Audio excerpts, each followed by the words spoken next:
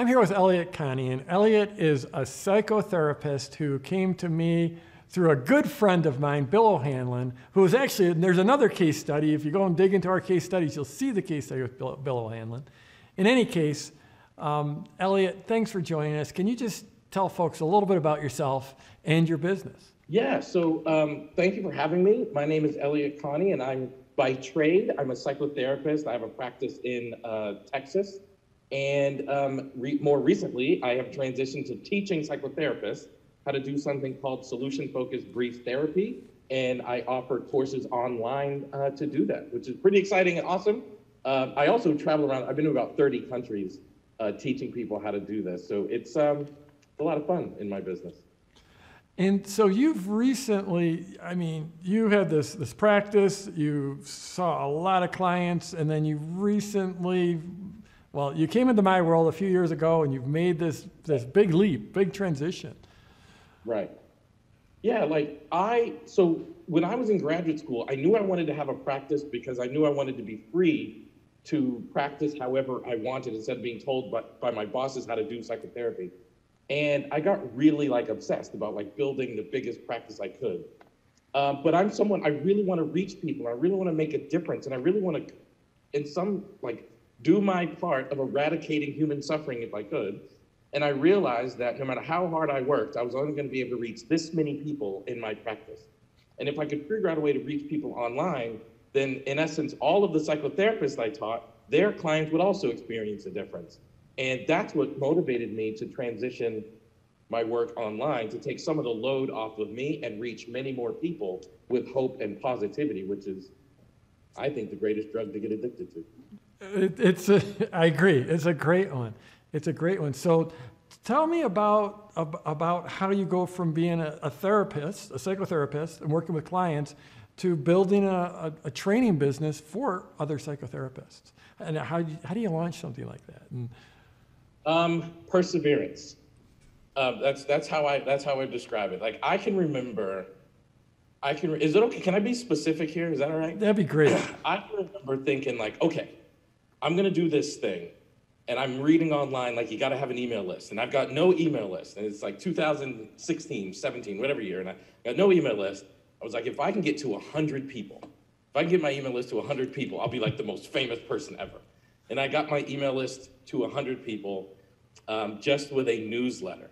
And then when I got to 100 people, I was if I can get my email list to 500 people, just sending out a newsletter and just sharing, I was okay, that'll be awesome. And then if I can get my list to 1,000 people, there's a comma in my email list, this will be great. And I hit 1,000 people, and I just kept going. I just kept working at it, and I would offer a course, or I would offer a workshop, or I would offer a thing. I would do a live event that people had to fly to me, or I would do an online thing, but I would just keep going. And I noticed that none of what I did worked, but none of what I did failed. So every single thing, I learned something, or I grew at least a bit. And my goal was to grow my email list. So even if I just did one new person came on my list, that would have been great. And before I knew it, I had it took about 3 years, but I had about 26,000 people on my email list. And I was just wow, that. Now I'm reaching people that I couldn't have reached any other way. But I just kept persevering, and I kept thinking about value that I could offer to psychotherapists, and then just sharing what the value was. And you just keep doing, you just keep going.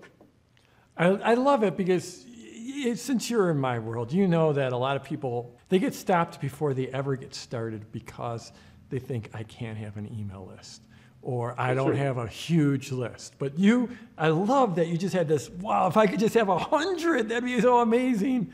And then... Yeah, that was actually where it started. If I could have 100 people, that's great. Because I knew, I did what everybody else did, right? You start your email list and you ask all your friends and family to join it. And I knew I didn't have 100 friends and family. So I thought, if I get 15 people, those are my friends and family, people I'm in college with. But if I get to 100, that means there are complete and total strangers on my email list who are only there because they want to eat the food I'm serving, right? They want to eat the thing that I'm giving out. And that's what started it. That's what made it happen. That's fantastic. So talk about launching. When did you launch? When did you first launch? Because I know you've done a bunch of them. I've done a bunch of them. So my first launch was in 2015, the fall of 2015 or 16, I actually can't remember. I did an event, which was a live event that I called like the Winter Intensive. And it was the very first time I had really worked. I'm gonna launch this thing.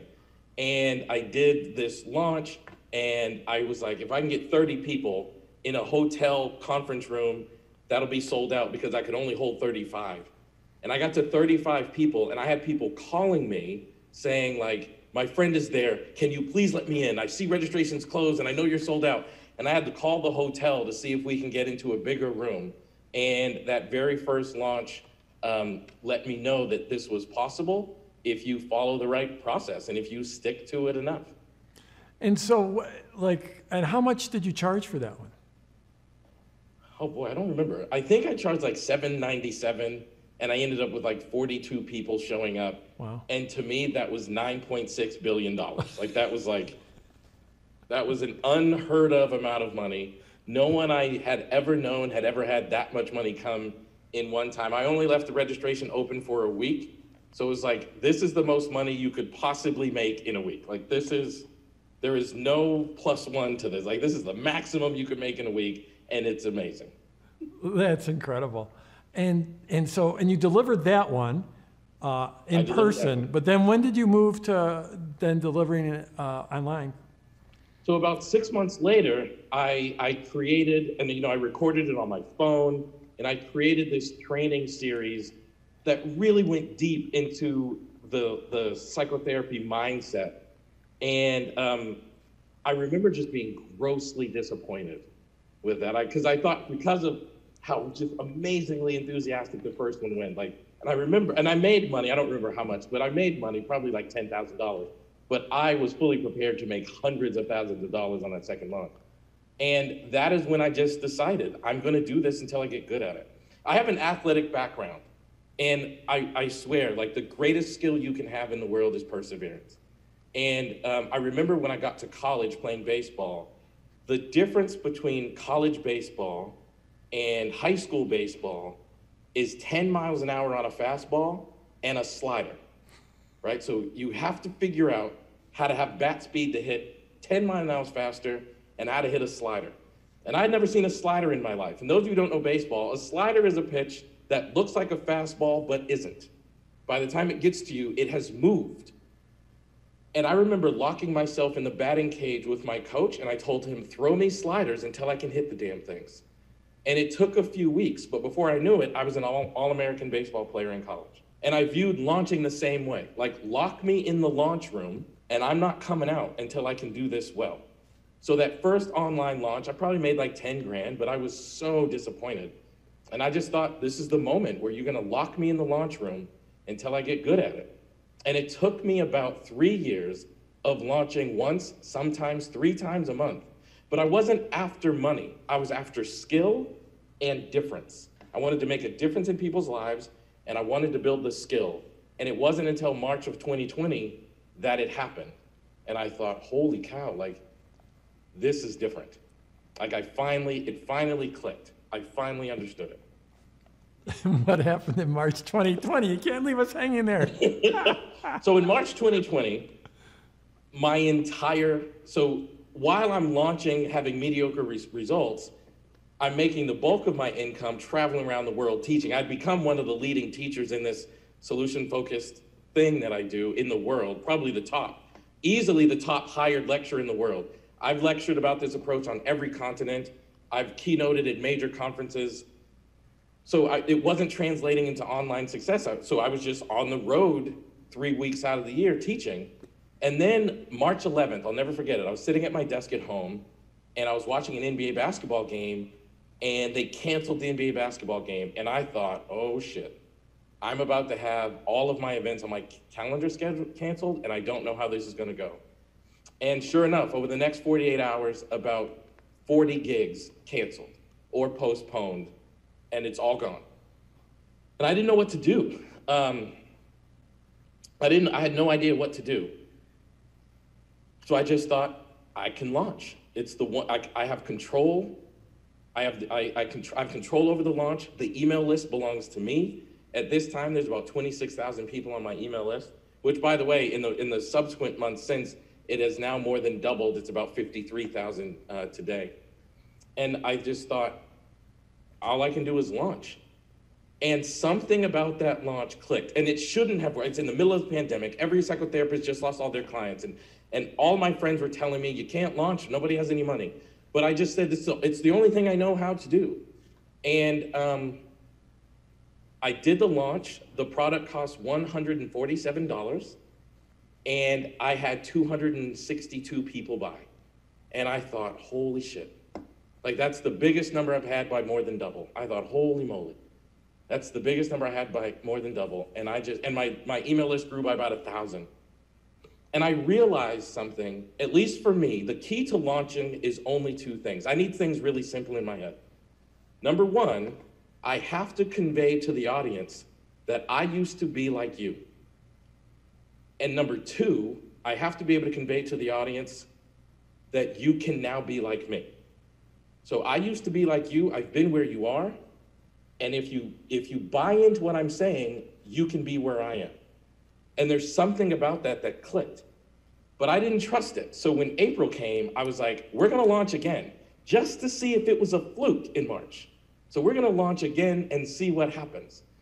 And I launched my big flagship training course with a $997 price tag, and we had something like 250 people buy. And I just thought, holy cow, like, this is real. Like, I can actually do this. And I'm so proud of, like, I locked myself in the launch room and I didn't come out until I was able to do it. So anyway, that's a long story, but that's what has happened to me since March. Well, first of all, congratulations, well done. None of that happens without hard work. So I just want to note that and salute that. And I love that you brought the focus of an athlete to it. You know, that focus is, I'm going to nail the fundamentals, and I'm just going to work on them and work on those fundamentals and nail them. Right. And what you just said about, like, this is, say that again, the piece about that clicked about, this is where you go. I have to make you know that I used to be where you're sitting. And if you buy into what I'm saying, you can be where I'm sitting. And the way that I would convey that is, psychotherapists really want to help their clients, but they get so stuck in their own head, they get stuck and anxious. And I have to convey to you, I didn't always know what I was doing as a psychotherapist.